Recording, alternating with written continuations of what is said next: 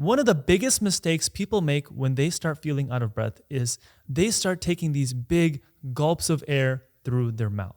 But the problem is, this is not fixing the problem. It's actually making the problem worse. It would be better to start slowing your breathing down and to start using your nose to breathe whenever you start to feel breathless. What you gotta understand is, first of all, why do you feel the need to take that big breath in the first place? Why are you feeling so breathless in the first place? The reason is you need to deliver more oxygen to your cells. Now that's a key word here. It's not delivering more oxygen to your lungs. You already have enough oxygen in your lungs. Instead, when you're feeling breathless, you need to deliver more oxygen to all the organs in your body. Now, the reason that you're feeling out of breath and the reason that this oxygen is not getting delivered to your cells is because you're breathing too excessively. You're breathing too much in the first place. Now, this is true for pretty much any scenario unless you have some sort of lung condition like COPD or something like that. That might be something else going on. But you can even test this. You can take a pulse oximeter, and that's basically something that goes over your finger and that measures your oxygen saturation. In other words, that measures how much oxygen is attached to the hemoglobin in your lungs. Basically what happens is when you breathe in oxygen, and this oxygen will attach to a molecule called hemoglobin. Now your hemoglobin is basically a train, and this train will carry this oxygen to all of the different cells in your body. So your oxygen is basically a passenger, and it'll board this train, and this train will go to all the different cells. It'll go to your brain, it'll go to your heart, it'll go all to different organs, and this is how all of your different organs and all of your different cells will receive their oxygen. So this hemoglobin is very important. And this pulse oximeter that you put on your finger and measures your oxygen saturation measures how much oxygen is attached to this hemoglobin. So if a lot of this oxygen is attached to this hemoglobin molecule, then you're going to have a really high oxygen saturation. And most people will have a really high oxygen saturation. Again, unless you have some sort of lung condition or something else going on. So most people will have an oxygen saturation of between 95 to 99 or 100%. That's a pretty good oxygen saturation level. So if you're breathing through your mouth and you check your oxygen levels with this pulse oximeter, it should be pretty high because you're getting plenty of oxygen through your mouth, and that oxygen is going to your lungs, and your hemoglobin is getting flooded with all this oxygen. Now, if you switch over to breathing through your nose, you're still going to have a pretty high oxygen saturation. Actually, it won't change because still your body's going to get flooded with all this oxygen, and you're going to have enough oxygen to flood all of that hemoglobin, and your oxygen saturation will still be high. So that's not the issue here. The issue is not getting that oxygen from the air around you to go into your lungs and get attached to that molecule. The issue becomes when that hemoglobin has to deliver that oxygen to your cells, because that hemoglobin sometimes does not drop off that oxygen to your cells. Sometimes it'll stay attached to that oxygen, and in turn, your cells or your brain or your heart or your different organs will not get that oxygen. And then your cells will start to starve. And this is when it becomes a real problem. Now we're going to get another technical here, so bear with me, but there is another molecule that is very important and equally important as oxygen. And this other molecule is called carbon dioxide, or CO2. This CO2 is going to be what determines if that hemoglobin drops off that oxygen to your cells or it stays attached and your cells start to starve. Basically, if you have enough carbon dioxide, then this hemoglobin is going to be more likely to drop off this oxygen to all of your cells.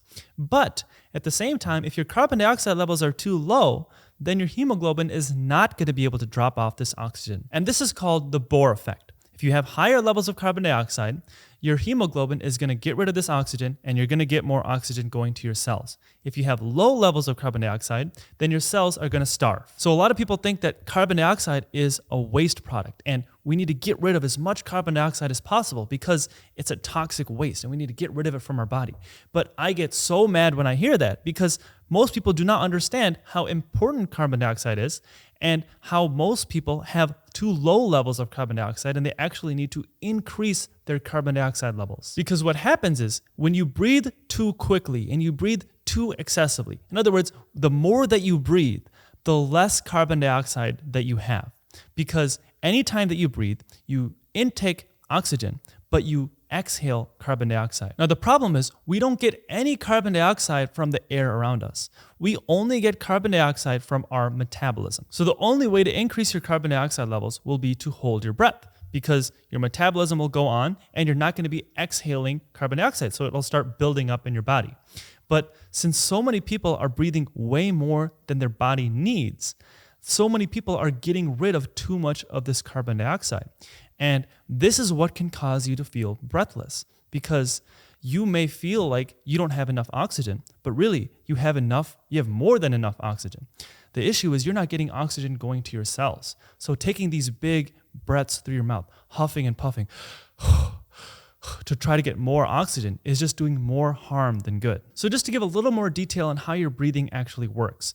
Your brainstem is what triggers you to take the next breath. So you have this trigger in your brainstem, and it determines if you're going to take your next breath depending on your carbon dioxide levels. So your brainstem will monitor your CO2 levels, and when your CO2 levels build up to a certain point, then it'll trigger you to take a next breath. And this will just happen without you even realizing it. You can be sleeping, you can be relaxing, you can just be watching TV, and this is what'll trigger you to take your next breath. But the problem is when people start breathing more and more, and they start breathing quicker and quicker and more excessively than they need to, then this brainstem trigger will start to change. It'll start to sense that, hey, my CO2 levels haven't gotten as high as they're supposed to be. Instead, they're kind of a little bit lower. So maybe we're going to change our trigger, and anytime it builds up here instead of up here, we're going to take our next breath. So now, instead of waiting for your CO2 levels to build up to where it's supposed to be, it's going to just change and say, hey, I'm going to settle for it being down here, and it's okay if we take the next breath. So this is what causes you to start breathing quicker and quicker. So it basically turns into a perpetual cycle where you start breathing too excessively. You start getting rid of too much CO2. Then your brainstem realizes that your CO2 levels are lower than what they're supposed to be. So then it tells you to start breathing even more faster. So this is what turns you into a chronic overbreather and makes you start breathing quicker and quicker, and actually even turns you into a mouth breather. Now, let's say that you are a nose breather and you normally do not breathe that much. You are breathing how much your body is supposed to be breathing. You're breathing to meet your metabolic needs. But instead, for one day, you try to breathe through your mouth, or even 1 hour, you try to just breathe through your mouth and you breathe a little excessively. Well, for that short amount of time, you should be fine. And the reason is that your body has these built-in buffers to kind of correct itself. Because one other thing that your carbon dioxide controls is your blood pH, or in other words, how acidic your blood is. So your pH runs on a scale. It runs between 1 and 14. If something is a pH of 1, that means that it's very acidic. And if something is a pH of 14, that means it's very basic. So something with the lower pH means it's more acidic, and something with the higher pH means it's more basic or less acidic. So the pH in your blood is very important because it has to stay within a really small window. It has to stay within a range of 7.35 to 7.45. If your pH in your blood gets too high or too low, you can die. So this is incredibly important. And this is another reason why CO2 is so important, because this is what regulates that pH. Luckily, your body has these built-in buffers. So if your brain starts to realize that your pH goes too high or too low, it'll actually release these molecules that will control your blood pH. But the problem is, this is only meant to be a temporary solution. So if you breathe through your mouth and you breathe really excessively for a day or a few hours, then yeah, you should be fine, because these buffers will start to kick in and your blood pH will be normal. But if we do not have enough CO2, then we cannot make these buffers and we cannot control our blood pH. Now, if you keep up this bad breathing habit for weeks or months or years, like so many people are doing, then this is going to start to destroy your body, because now you don't have enough CO2 to control your blood pH.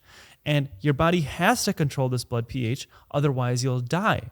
So it has to resort to other measures to control your blood pH. So again, this is a condition called hypocapnia. And this is a condition that a lot of people are in that not enough people are talking about. Because now when your body's in this condition, your body's basically fighting for survival mode. It's doing anything possible just to keep you you alive. So what does it do? Well, one thing is it starts shrinking your breathing tubes. It starts making it harder to get rid of that CO2 in your body so that it can retain enough CO2 to keep you alive. But at the same time, this makes it harder for you to breathe. So now you're going to be struggling breathing.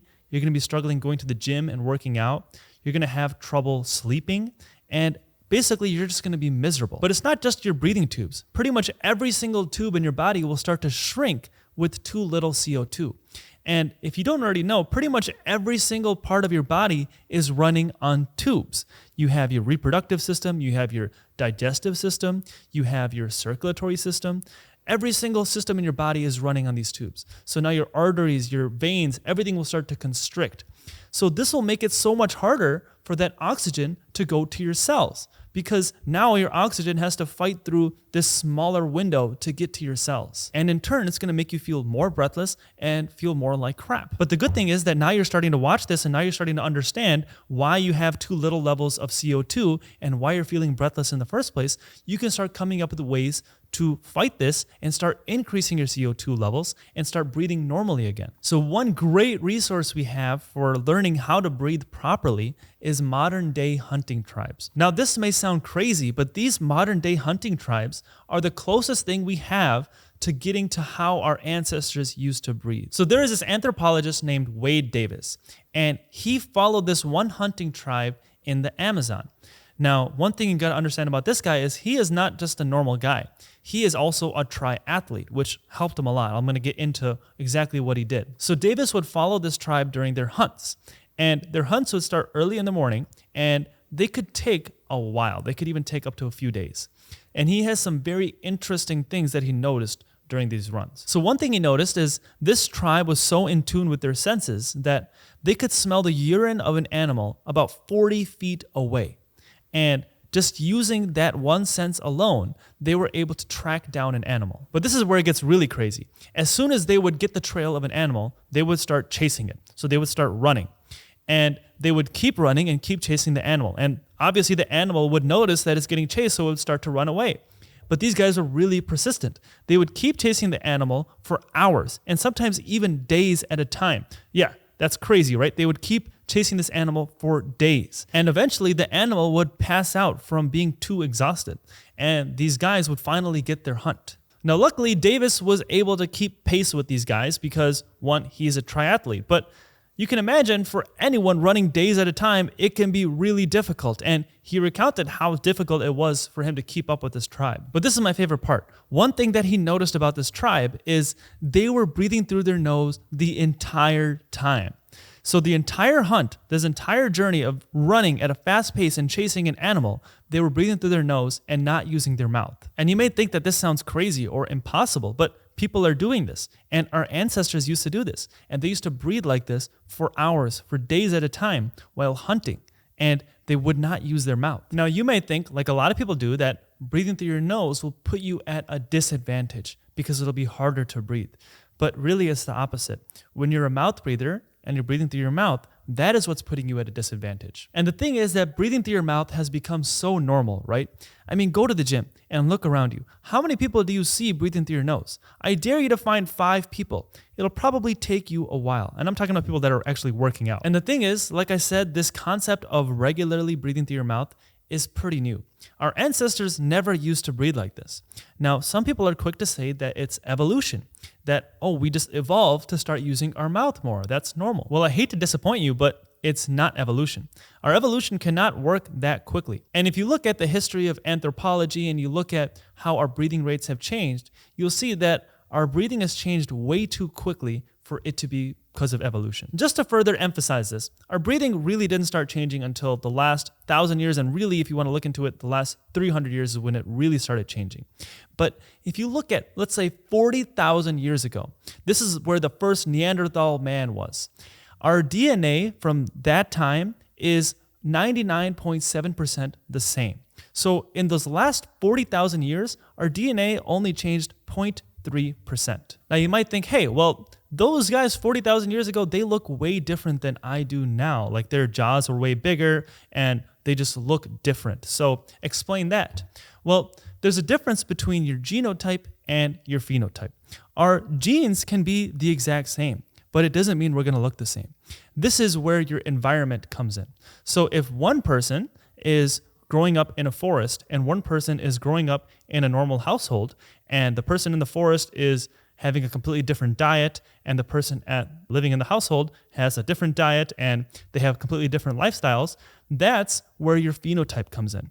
Because just because you have certain genes, it doesn't mean that they're going to be expressed, because your environment, the things around you, can change your phenotype. So in other words, your genotype is your actual genes, your actual DNA. That's what you inherit from your parents. But your phenotype is what's actually expressed. So for example, let's say I have these genes and they make up my jaw. So these genes tell me that I'm going to have a jaw here. But my phenotype is what's going to determine how big my jaw actually gets. If I start eating really hard foods and I start using my jaw muscles a lot, then my jaw is going to be more likely to grow and expand. But at the same time, if I start eating really soft foods and I don't use my jaw muscles, then yeah, my jaw is not going to grow as much. Either way, I still have a jaw, but one jaw is bigger than the other. That is the difference between your genotype and your phenotype. And this is what has happened from our ancestors to us now. Our ancestors used to eat harder foods. They used to eat more raw foods, like more raw vegetables, and they used to hunt for their food. They used to train. They used to work out pretty much every single day.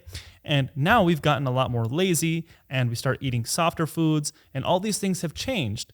And this is what's caused those changes in those looks from our ancestors to us now. It's not a change in genes, it's a change in things that we're doing. And in turn, one thing in particular that all of these changes have caused is a change in the way that we're breathing.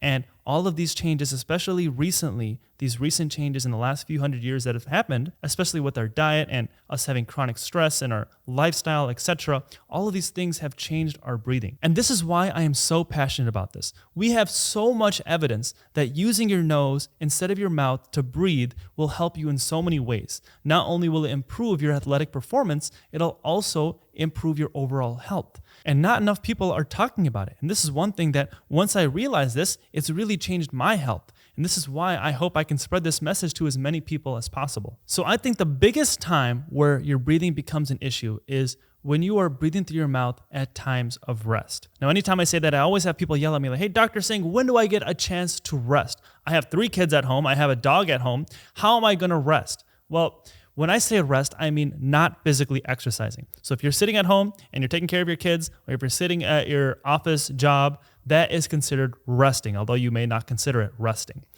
At all times of rest, you should be breathing through your nose. And this is the first step that so many people can take that's going to help their breathing in so many different ways. And this is also going to help make sure that your body has enough of this CO2 and make sure that you're not breathing too excessively. Now, I know this may be hard for some people, but this is something that our bodies are supposed to do. Our bodies are genetically wired to breathe through our nose and not wired to breathe through our mouth. Our mouths are basically designed as a last resort. And this is why I say this is the first step for everybody. If you're able to breathe less when you're resting or relaxing or not physically exercising, then this is going to put you at a much higher advantage when you actually have to work out, because your body's used to not breathing as excessively. Stress will affect our whole body.